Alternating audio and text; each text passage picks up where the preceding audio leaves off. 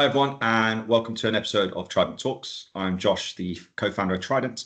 Today, very happy to say I'm joined by Lane McFarland, VP of People Operations at Flashpoint. Hey, Lane. Hey, Josh, nice to have you. Thanks for joining. So, Lane, firstly, let's get the elephant out of the room. Tell me about the shirt. Tell me about why I feel so underdressed. And if you're a lover of hot dogs or you're a hot dog eating competition guy, but tell me more. What's the story? Yeah. It all started, my oldest kid wanted to have a chicken nugget shirt for me for a birthday party. And so I wore that to a team meeting one day. And then I started getting shamed every time there was a team meeting. I didn't have a fun shirt. So now I have a repertoire of fun shirts all the way from Star Wars and Darth Vader doing community service to this hot dog shirt. That's amazing. And is it like you're just known now as the shirt guy, like the crazy shirt guy at Flashpoint? It's become to the point where that's the first thing said at every team meeting. Lane, what's the shirt today? Yeah, where's your shirt? Yeah. I love it. Okay, amazing. Well, look, Lane, thank you for joining. I kind of wanted just to have a chat with you today about like your perspective and view and like your side of the fence in terms of talent acquisition and a little bit about like how you operate, and we'll go into Flashpoint as a business and how you kind of got there, right, through the acquisition, but also just maybe then how that is comparable or not to kind of what we're seeing on the external side of the fence, albeit in the same industry. Should we start off with maybe just give some background and kind of like what is your story? How did you get into talent and people, and obviously how you landed at Flashpoint? Yeah, no, that's perfect. I can keep that probably brief too. So over the last 15 years, I've been leading complex organizations. I started off as a chef and worked my way into the operational world, and did multi-unit, ran over finance, HR, facilities in every part of hospitality operations. And then having connected with the CEO of risk-based security at the time, he needed somebody that ran both the people and the operations piece. So joined that is my first exposure into cybersecurity and bigger tech. And so leaning into that, I started off with some great experiences teaching at a university up in Pennsylvania. So that was my big approach in L&D. So having done recruiting within all my operations for better part of 10 years, kind of just grew into that through the acquisition of RBS by Flashpoint. They had a gap in L&D and talent management, so took that over, absorbed the talent acquisition team, grew the leader over TA, and here I am now. Okay, so you kind of glossed over it very quickly, but it seemed very easy to transition from one career into cybersecurity. Like, did you know someone at RBS, like you said then, or like, how did you get that in? Because it's not as easy as just applying on LinkedIn for a job, surely. No, it's not that easy. It was 2021, so it was very different job market. The way that you did job search in 2021 is you applied, you reached out on LinkedIn, you sent a really good message to the hiring manager and hoped you had the opportunity to expose it. And so that's what I did. I didn't know I wanted to get into cybersecurity. I had a background in executive protection. So the keywords of vulnerability management, vulnerability exposure, security management was like, oh, wow, I know all this stuff. And so when I applied, I thought it was a physical security organization running this. And then after talking to the CEO through the interview process, like, oh, wow, this is technology. This is great. Yeah, so cyber security. Yeah, exactly. So it was unintended shift to tech, but because I already had that technical mindset, it was easy to translate a lot of the experiences I had by building like internal tools. I built software about, 15 years ago for back office software. So it was an easy transition in being able to speak the language of the engineers and the analysts. So it was actually a diamond in the rough kind of situation. Didn't see that it was going to be what it became. And then I think it was maybe 9 or 10 months later, we were going through the process of being acquired by Flashpoint. So it just blew up from there. That's wild. Yeah. But that 9-month period, was it like the founders would have some inkling that there's going to be some activity around M&A, or sometimes not, right? Sometimes it comes out of the blue and it's just say, hey, we got a call from a broker that wants to buy you guys, right? Or you're a target for an acquisition. But like, was there like quite a chaotic period of like building internal processes and structure and systems that they didn't have, maybe I'm guessing, but yeah. Yes. So I was a director of none. I had to build everything from scratch. So the great thing was all the files were kept very meticulously. So the audit was very easy to take care of from an HR perspective, but I got to build everything from scratch. All the plans, all the headcount plans, integrating like ARR and churn into like the headcount forecasting. The more scientific I was, the more I gained the trust of the founders. So I got a lot more exposure early on. And at the time we were looking for investments. We weren't looking for like a direct acquisition. So I was already starting to do the investor relations with the CEO. So I was on every meeting. I was doing all the due diligence. I was reviewing all of the financials with the potential investors across probably 8 or 10 meetings at the time. And then Flashpoint came through and said, no investment, acquisition. We're like, all right, great. That's quite involved and wide scope and a lot of trust for someone that comes in to do HR, people ops, talent, etc. Right? That's not normal. No. Like, yeah, because like I got one specific example in my head now whereby confidentially there's a company and HR director will not give us a talent map or a almost like a hiring plan for the next quarter, let alone 6 to 9 months. One, because it's just not top of mind, and two, because the company's so chaotic they don't know. But then it's like we're trying to help them embed a process whereby if you work with your sales team to understand how far that deal is down the line, and therefore what the percentage chance of that being a deal closed and at what period of time because of previous metrics, we could probably then start pipelining for headcount, right, to account for that new customer. And you think that's quite basic, and then it's like, yeah, we just don't do that as a company. And you're like, and then it's very reactive and it's a lot of work. It's a lot of late nights. Yes. Yeah. And I think that's that transition between, like, from the talent perspective, from like talent acquisition to talent partner, is you gain that trust with the team. So you start to see more, even if the team doesn't have like a solid hiring plan or headcount management system or even a talent strategy, the more you become a partner to the teams, you start understanding some of the gaps, you start understanding some performance perspectives. And like talent management here runs all the performance, and our TA leader runs both. So he gets to see a direct perspective of some of the struggles within performance with the team. He gets to work with the people experience side, the HR side of our team, and start understanding, like, what are we seeing out of the talent we have right now? What are we seeing as a talent need for the future, whether that's a gap in critical competencies or technical skills, or maybe it's performance concerns that he can start pipelining and reviewing some of our like talent network perspectives. Yeah, totally understand. So I know we kind of got off on a tangent there, and I think this is the way a lot of this conversation is going to go. But do you want to kind of bring us back to Flashpoint as a business? So for those that don't know, like, what do you guys do? What kind of space do you operate in? Yeah, so Flashpoint is a cyber threat data and vulnerability data intelligence company. So we operate in 8 countries with around 300 employees. Our analysts speak over 35 languages. So the best way I like to describe it is we have everything from vulnerability analysts that do reverse engineering, identifying vulnerabilities in software, all the way to the deep dark web, where our analysts adopt criminal personas, get invested into hacker networks to uncover critical issues, from the executive protection with social media, geolocation, OSINT, and it just keeps running the gamut from there. Nice. And you guys are private equity owned? We are private equity owned, yes. Okay, awesome, cool. So you were acquired in 2022-ish, RBS? Or end of 21? Yeah, I was thinking 9 months from when you joined. Okay, cool. So your role's obviously developed and grown and evolved. So what does it encompass now? So like you said, you had a TA lead. Like, what does it look like in terms of from an org chart in your capacity? Yeah, so our team had been for years now split between talent management and people experience. So the true employee experience side, HR compliance, benefits, et cetera.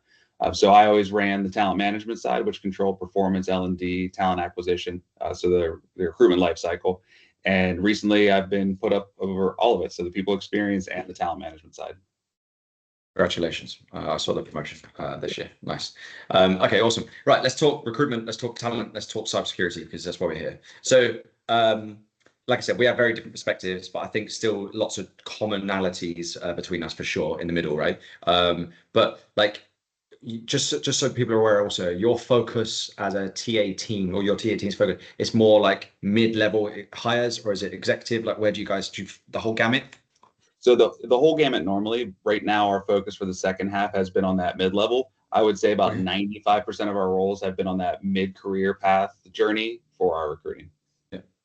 Okay, awesome. So let's talk about that. Let's stay there, and then maybe I can give you some comparisons to what we're seeing.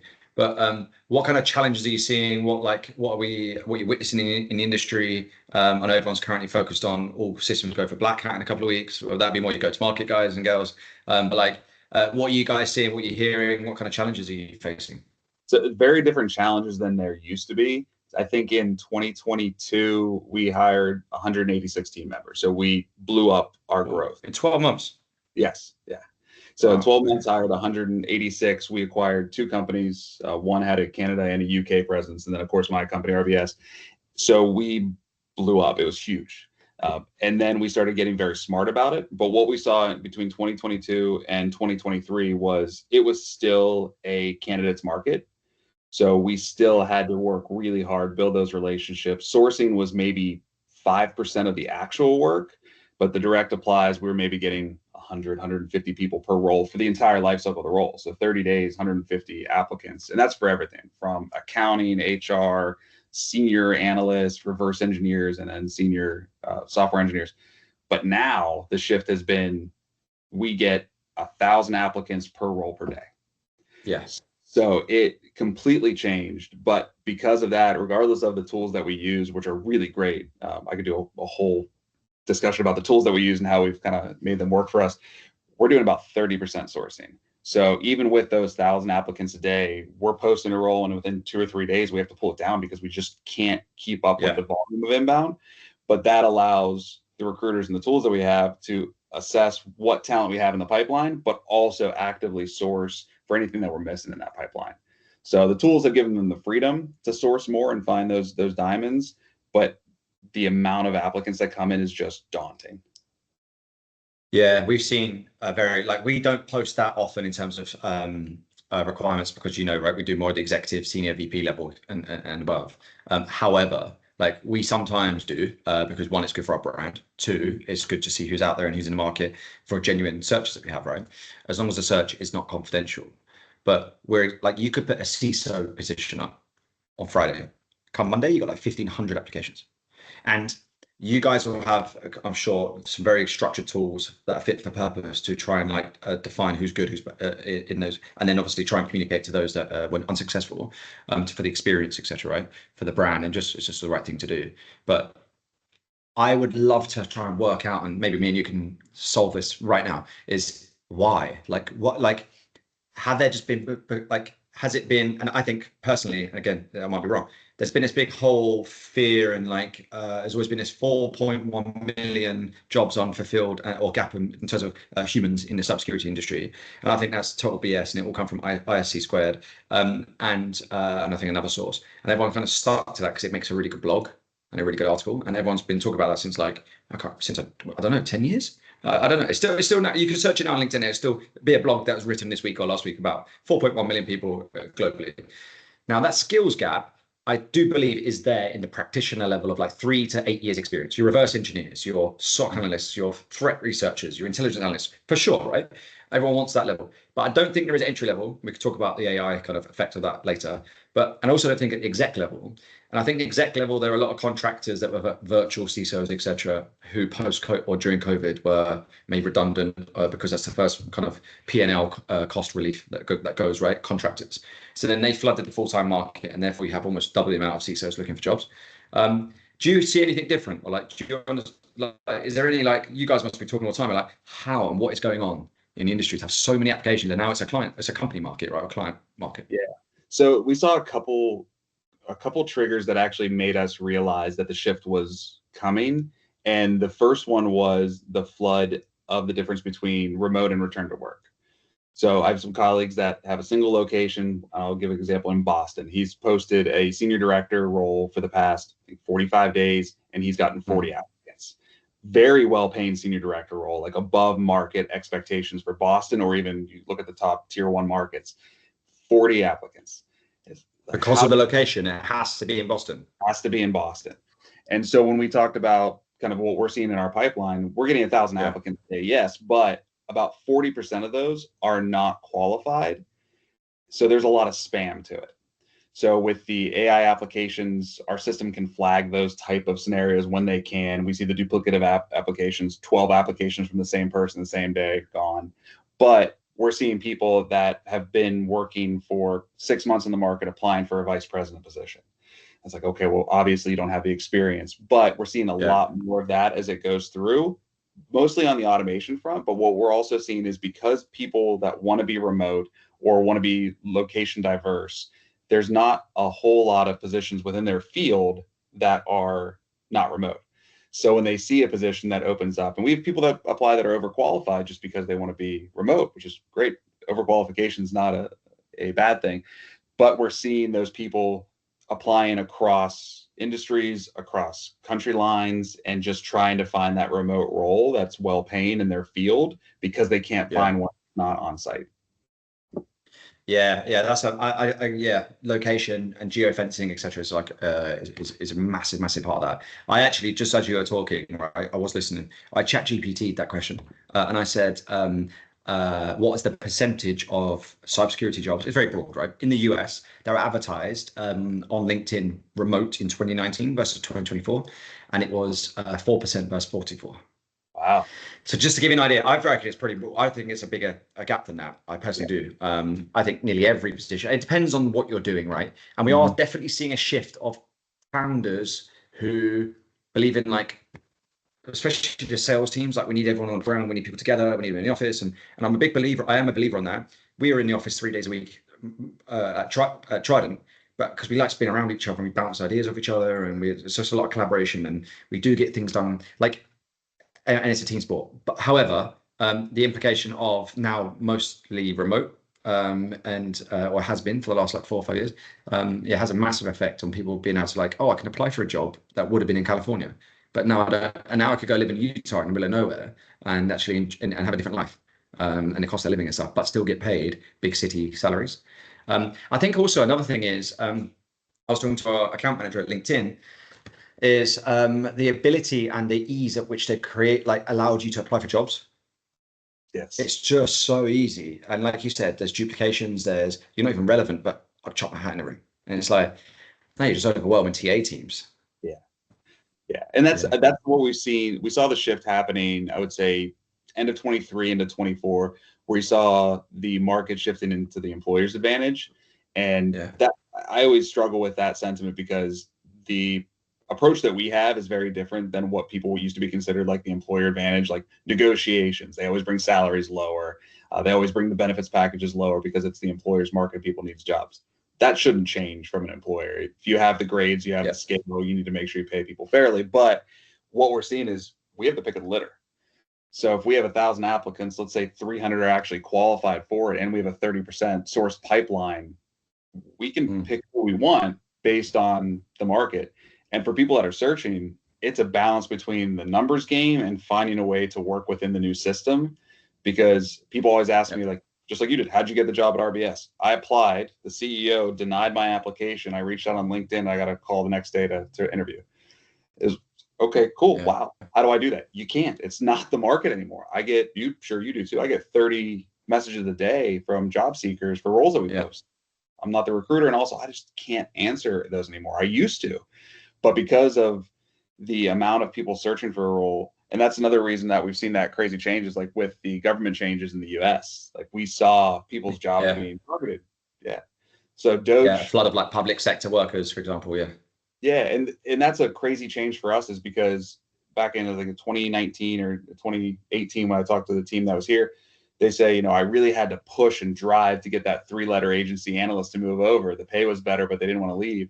And then in 2021, 2022, we saw that shift to people wanting to shift to more remote work, get out of the public sector, get out of that 3-letter agency, and get more money, honestly. But now it's like panic when people are applying, like, all right, I'm going to get ripped. I'm going to have to go work at a private company and use those 3 letters to my advantage. Yeah, well, I was talk about like kind of like being enforced back into the office 5 days a week, because obviously there is unused real estate. Let's just use that as one reason why, let alone the administration, right? I was in McLean, Virginia recently, near Langley, and I went further north, admittedly to go play golf with a client, right? However, we were driving out of the city at 8 a.m. and away from Virginia and DC and Langley. And the queues of traffic coming into Langley and just DC itself I've never seen it. It's miles, like miles and miles and miles of just back to back to back to back. And then the guy I was with, Tom, was like, dude, like this used to be empty. And now everyone just lives. I'm like, you've just taken 3 hours of everyone's life every day. So therefore they're going to come to Flashpoint, right? And say, hey, can I do the same work? Okay. If you can provide the purpose as well, which I used to get in the agency, which is awesome. I'm game, like, because the money's is undeniable, but it's a big factor as well. You're right. Yeah. And a lot of people haven't figured it out. Like we see there used to be all this debate in the beginning about like, which was better, hybrid, remote. It's the same argument. And it's still the same thing, as we just don't know. In 15 years, the studies will be complete and we'll actually have some true data on. The But right HBS for surveys. yeah, exactly. Everybody right now is just trying to figure it out. And it's easy for a group that's always been remote. There's never been a question like return to office. What office? Like we've sold off our properties. We closed all the offices back in 2019. We were remote anyways. Why would we change? But for companies that were in office, like RBS was in office. We had 3/5 of the company was in office. And when we got acquired, we just moved out of the office. It was the end of it. There was no questions or concerns. But with companies that are like left, come back, 5 days, 3 days, 2 days, 1 day, all right, everybody is moving to Chicago. Like, hold on a second. Everybody moved during COVID, but all right, here we go. Yeah, I think there's also something to be said, what you just mentioned around the very best employers, even if it's an employer's market now, they still have a very good EVP. They still know they need to put on a good show and be very, very comparable in terms of compensation. And they still do all those good things, right? But they just know that instead of like the pick of the bunch of 3 rock stars, now they've got 12 that they can choose from, right? And be more selective and or grow a big team quicker. So tell me what you guys are doing with the obvious AI thing here piece, right? And I've got 2 points on this. One is around the tools that you guys are using or maybe not adopting. Let's start there. So like when you talk about like, maybe just a search and selection process, are you guys implementing tools? I guess some of your ATSs might already have like AI implementations into it, but are you seeing that adoption internally? Yes. So from the perspective of like people ops, TATM, we have a lot of utilization that we use on native tools. So like we transitioned to an ATS that is better, and I can speak to it, Ashby, from Greenhouse, because we needed a more technologically advanced. When they had 2 recruiters, one of them dedicated, the other one managing that and talent management. And so we needed something that could move faster with us and more methodically. And so we made the switch. And within 3 weeks, they rolled out a new AI tool. And then 3 weeks later, they rolled out another AI tool. And we started the beta and we moved through, and now it's part of it. It is helpful in 2 parts. One is the scheduling. From a recruiting standpoint, scheduling is the biggest bane of anyone's existence. Yeah, it's time consuming. Yeah. Oh, it's terrible. And we even did an analysis before we switched the tool, and they were spending hours per role per month just doing reschedules and changes. So that's the number one saver. It's all automated. If somebody pops off, it reschedules it with the candidate if it needs to, or it finds another person in the panel to switch. The other one is the actual sourcing part of the network or even the pipeline for the role. I am against ATS scanners. I've been against them for the past 15 years. I think it is a poor system that does keyword matching only.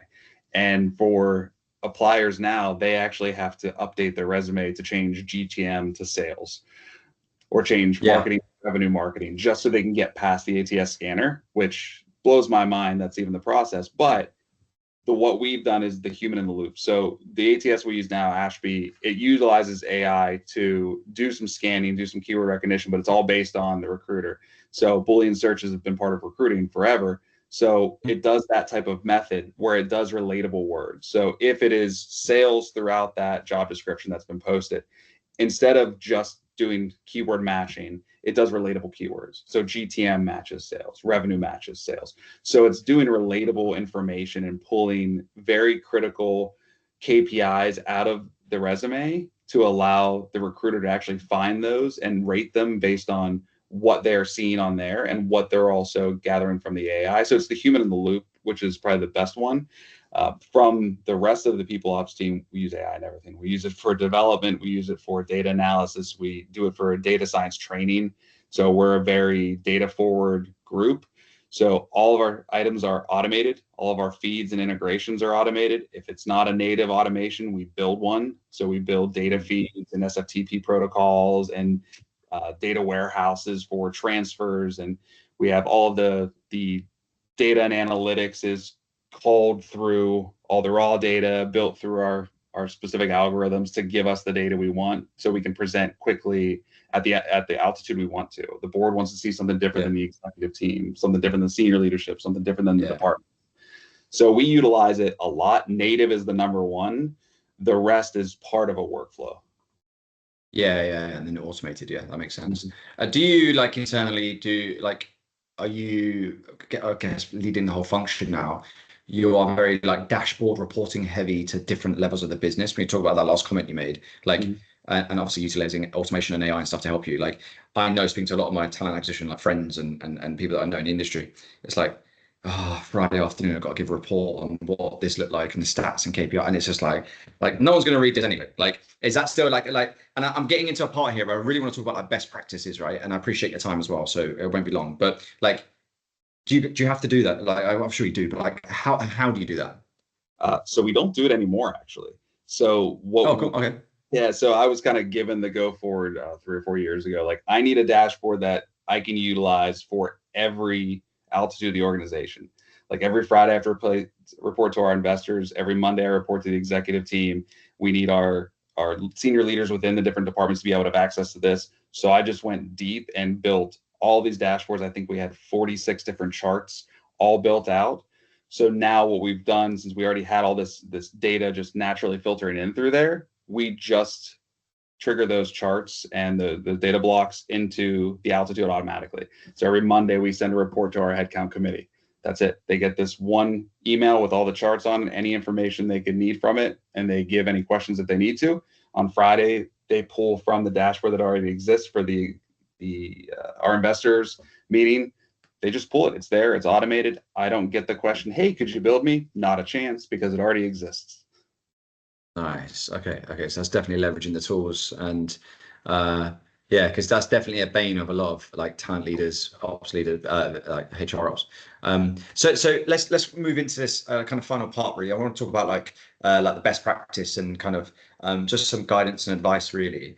And I'll give you a scenario. So if I'm a recruiter who's coming from like the search firm agency world, and I think it's easier internal. So I'm going to go and be a talent acquisition specialist, right? Which I know is total BS because I've done both sides of the fence and we've been embedded into like it's definitely serves like there's definitely different challenges. Like, what should I expect? So if I come and join Flashpoint in your talent team and I've got 5 years experience in the agency world, like what should I expect, be cautious of, and kind of just understand the differences before I kind of like, like before I make that jump? I think the biggest thing that we've seen, especially with our internal team who've both done agency, is the speed. So the speed in which to close the time to fill is not as important internally as finding the right value add to the team. So if a role takes 45 days, you're still getting paid. So we don't have to worry about escalating those to find the right person, burning the candle at both ends, or spending all your vacation time trying to source that right candidate. So Yeah. that is a big shift. So the time, and I would say a lot of the anxiety that we've seen from people over the years that have come from the agency side, like, oh, I got to find that right person for that right role. I have to, I have to. Now I have 7 roles, one go to market, one senior threat intelligence with top level security clearance with polygraph. And then I also need a mid-level accountant.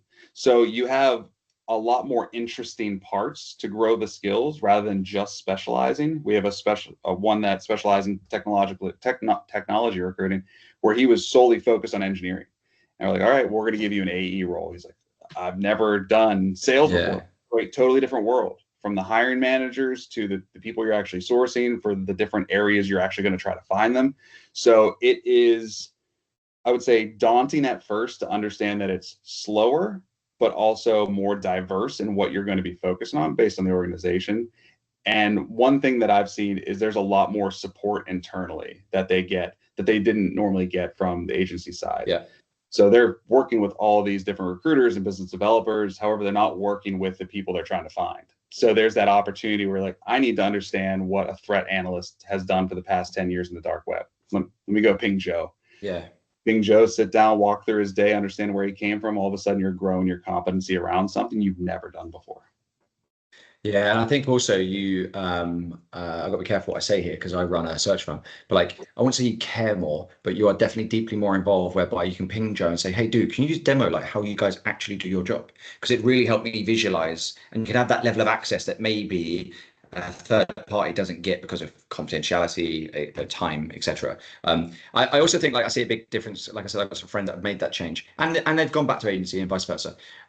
Is like the commercial mindset or commercial like business acumen you need to have that like stakeholder management, like the level of stakeholder management you need, right, to manage those. And because yeah, you just sometimes you're not privy to that in the agency world, right? And sometimes why would you? but like understanding, how the different stakeholders all fit in together, and because you'll see them at the Christmas party, right? And you can either be their absolute best friend because you built their team, you just don't know that. So I just think that stakeholder management piece is huge. Yeah, and I think, I mean, this is a good question for you. In your perspective, are you an employee of the people that you find the roles for, or are you a partner? So sometimes it feels like I'm an employee, whereby I can wear their t-shirt, their hats, socks, and like we are like big cheerleaders for those companies, right? Because we've worked with them for a long time, or they really bring us into those conversations. They welcome us to the office in Boston, and we really go out for dinner with the team and stuff, right? I think the difference there by being a partner is, and actually I see a big difference. And by the way, I prefer to feel like an employee, right?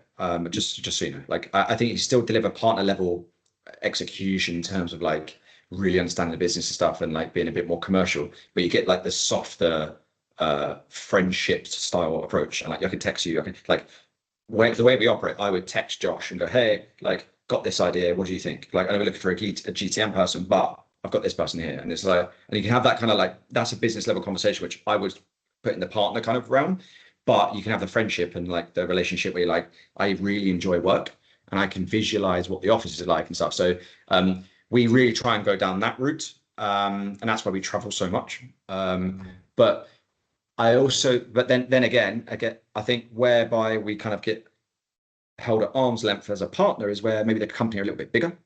And therefore we have to follow protocol with like talent acquisition, because it has to be process, it has to be structure, and you have to respect that, right? Because otherwise it's chaos, it's a wild west. Yeah. And like I'll say it now, we work with Recorded Future, right? Don't hate me, but we have to follow process and protocol, because it's like, hey, you just exit for $2 billion to a big FS company, like you have to, obviously, it just be the Wild West. So therefore you feel more like a partner, but you might have a really good relationship with one person, and you hope they've got such good stakeholder management that you're getting the right information. It's not Chinese whispers. Otherwise, we're all wasting our time.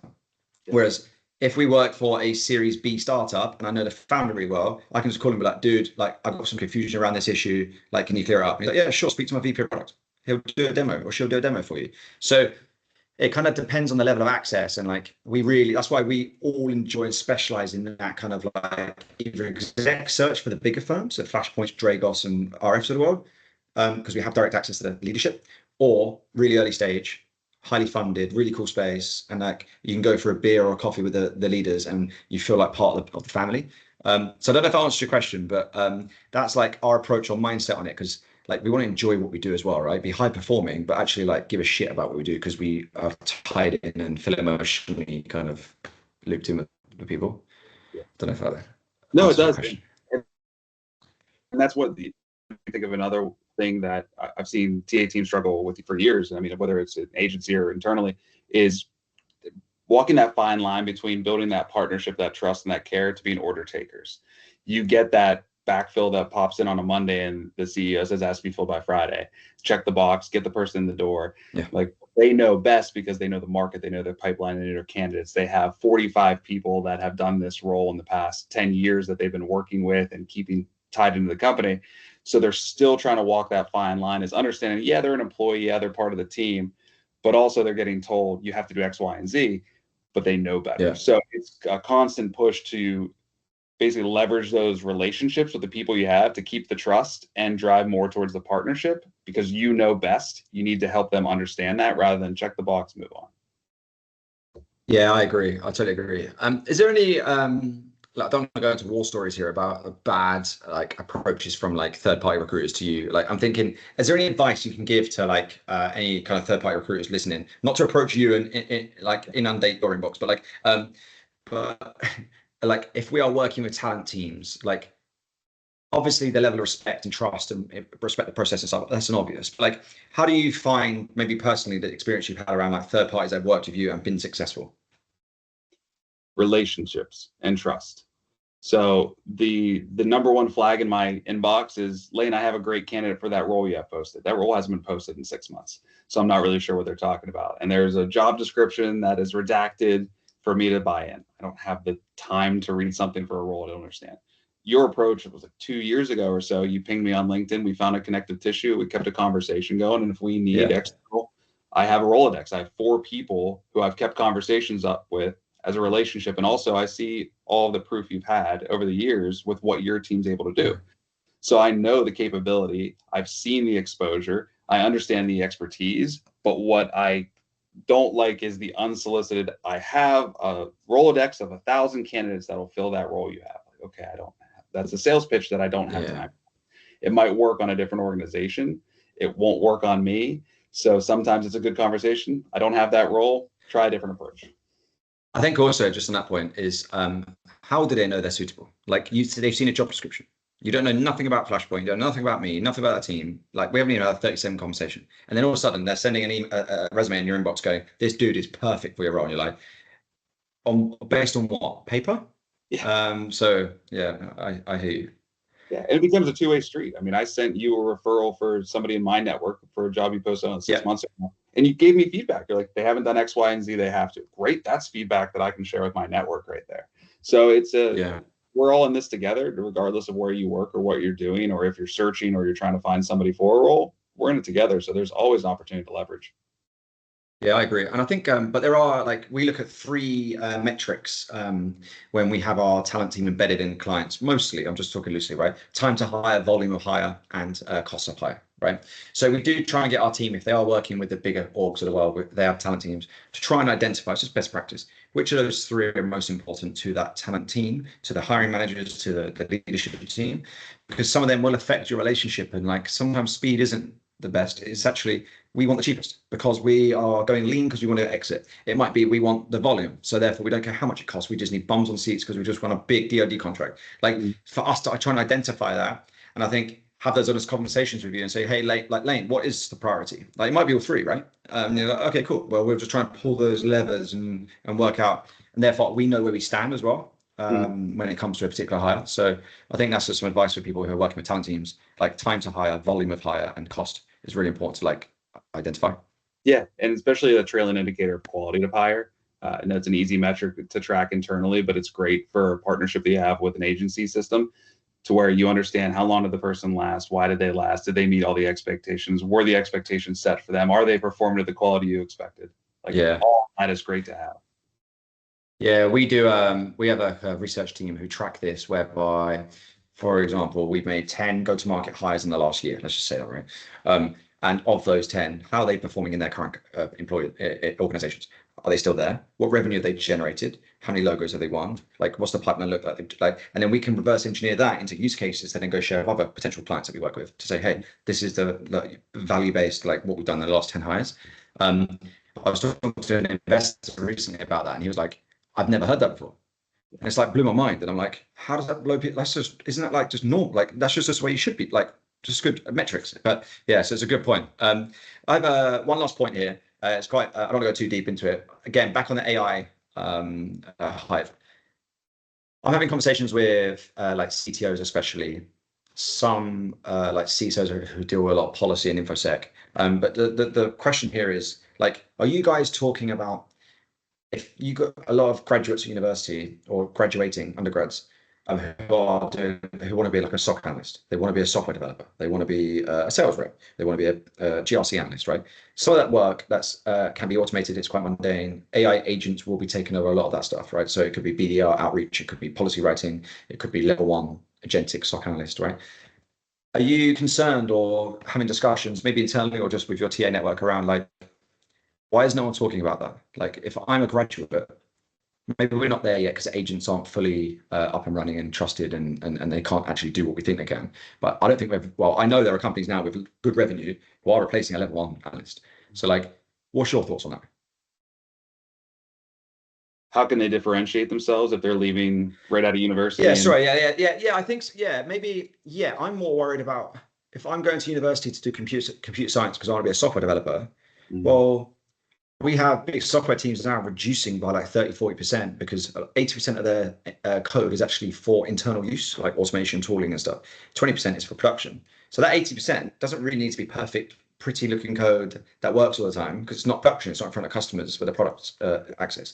So are there going to be less jobs? There has to be. But also, like, therefore, if I'm going to university, why is no one saying to me like, dude, like an agent could probably take a lot of what you're doing. So you probably want to figure out doing something like alongside to support that. And I'm not saying we're ever going to be fully replaced, but that's what I'm thinking.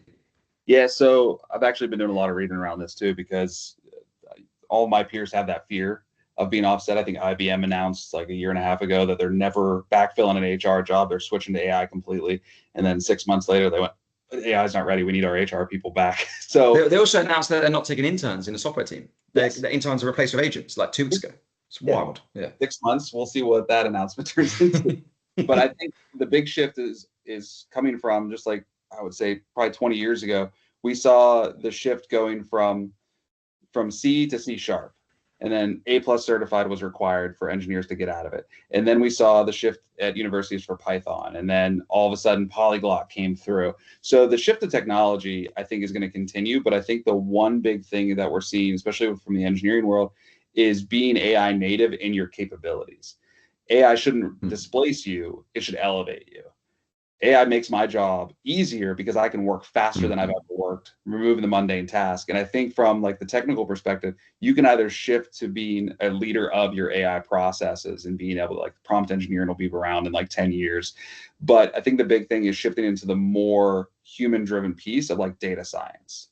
Data science has always been something that engineers move into after 10 years in the engineering world. Yeah. Well, now universities start pop up data science roles and graduate programs. So data science, I think, is something that is going to continue to be person driven, with having the AI nativity of being able to understand, utilize it for its advantage. I think the other side of it is machine learning is not going to go away. 10 years ago, machine learning with Facebook recruiting, you were looking at 1 out of 100 people and you're paying bukus of bucks. You're still in that same space because it's so hard to find machine learners with experience. And there's so few universities that are looking at machine learning as a true focus point for engineering. So I think that if the universities elevate their capability to teach machine learning and engineering, those roles will still be available. But I think that it's going to be even a more elevated perspective on how to do it, because we haven't found an AI that can write AI. Right now, they're doing Python, they're doing G, they're doing all of the React and Ruby and everything because they've learned to do it because of all the materials. I haven't seen an AI that's writing machine learning type of code. So it's still a person in the loop on those processes. So I think it's 2 parts. It's either getting super focused on like a data science or elevating the type of coding that you're doing while still having that AI native style and capability. Yeah, I think also, just final point on this, like I'm thinking from like, if I want to go and do InfoSec and like start a GRC analyst, right? A lot of my mundane tasks relate to things like writing policies, right? Updating policies. What new policies are coming out in the future because of regulation X? It means that I now need to update everything and stuff, right? So that can be automated to a certain degree with a human doing the QA on it. But what then, therefore, your skill needs to be focused on now, for that example, is like real interpersonal, working with different divisions in the company, different stakeholders, hiring like business owners or business unit owners to educate and like coach and train like on what the changes are. So I feel like it's going to be, I know it's a lot of variables depending on what type of vertical you want to get into. But I think the one takeaway I saw from, or I learned from what you're saying is like utilize AI to elevate your role, your capability. You could become an A player because just because of AI is allowing you to get there quicker, or not having to wait 10 years to be an engineer to then move into data science, for example. So yeah, it's just something I think about a lot, and I read up on a lot like you do, and I'm like, why is no one talking about this? Why are there not professors at uni really like, again, it's probably too soon, but like I'm sure they are talking about it, right? But I'm not privy to those conversations. But like if I'm a professor at uni, I'm going, guys, gone are the days of you going to go and be an entry-level software developer. Like forget about that. Like you're not just like, that's done. Like so what else can we do, and how do we elevate that and make sure you have the same amount and volume of opportunity? Otherwise you're going to see 2,500 applications per job.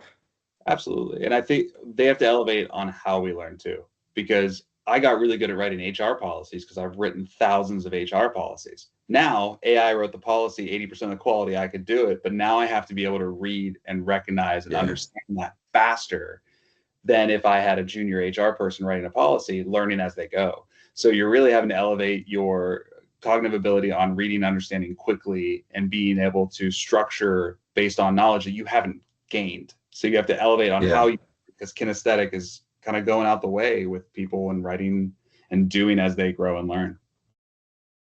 I agree. Lane, I appreciate your time. It's been really good to just, again, go back and forth on talent, people, HR. Mega impressed with what you built at Flashpoint. So congrats again on the promotion. Yeah, I hope everyone takes some stuff away from this, especially if they are making that transition from agency to internal. Some really cool points there. But like I said, I really appreciate you joining. So thanks. Yeah, thanks for having me.